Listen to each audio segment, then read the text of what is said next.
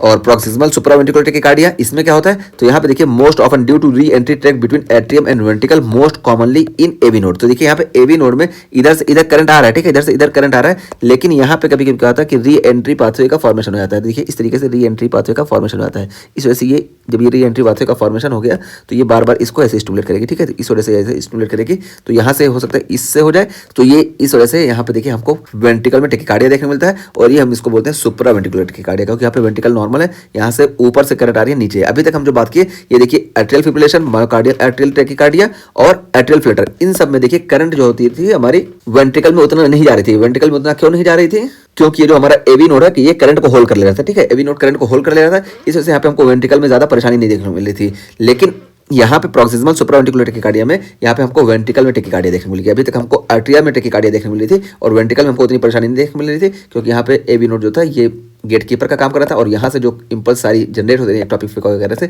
इसको इधर नहीं आने दे रहा था उतना, ठीक है। लेकिन ये प्रोक्सिमल सुप्रावेंट्रिकुलर टेकिकार्डिया में ये यहाँ से इधर आ जाएंगी, ठीक। तो ये री एंट्री पाथवे के थ्रू यहाँ पे आएंगे। तो देखिए यहाँ पे क्या है कि most often due to recurrent track between atrium and ventricle, और most commonly in AV node, तो एवी नोड में होता है, और commonly present with sudden onset palpitation. तो यहाँ पे देखिए अब वेंट्रिकल भी जब इन्वॉल्व होगी तो इस वजह से सडन ऑनसेट पल्पिटेशन देखने को मिलेगा, लाइट हेडनेस देखने को मिलेगी, और डायफोरेसिस देखने को मिलेगी, ठीक है। तो ये प्रोक्सिमल सुप्रावेंट्रिकुलर टेकिकार्डिया में इस तरह देखने को मिलेगा।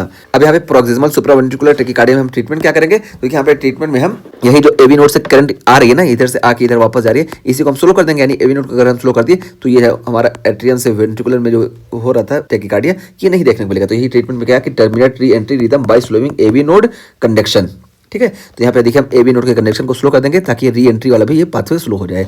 और यहाँ पे इस्तेमाल क्या करते हैं, देखिए हम वेगल मैनेवर का इस्तेमाल करते हैं। तो जब वेगस को इस्तेमाल करेंगे यानी वेगल मैनेवर का मसाज वगैरह करेंगे, तो यहाँ पे हमारे एसिटाइल कोलिन रिलीज होगा, पैरासिम्पैथेटिक नर्वस सिस्टम एक्टिवेट होगा, और ये M2 को आके स्टिमुलेट करेगा, जिस वजह से यहाँ पे एवी नोड स्लो हो जाएगा, क्योंकि M2 जो होता है ये इनहिबिटरी होता है, ठीक है।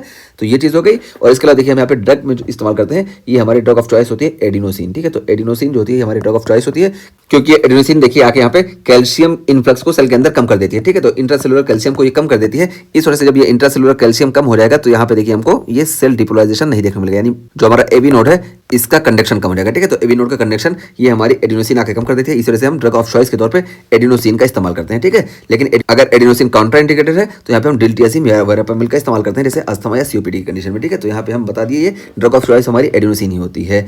और उसके बाद देखिए ये हो गया हमारा स्टेबल पेशेंट में। और अगर अनस्टेबल पेशेंट है ना, जैसे जिसकी बीपी कम है, तो यहाँ पे हम इलेक्ट्रिकल कार्डियोवर्जन करते हैं, ठीक है। तो अनस्टेबल पेशेंट में हम देखिए इलेक्ट्रोकार्डियोवर्जन करते हैं, और यही यहाँ पे बताया भी गया, ठीक है।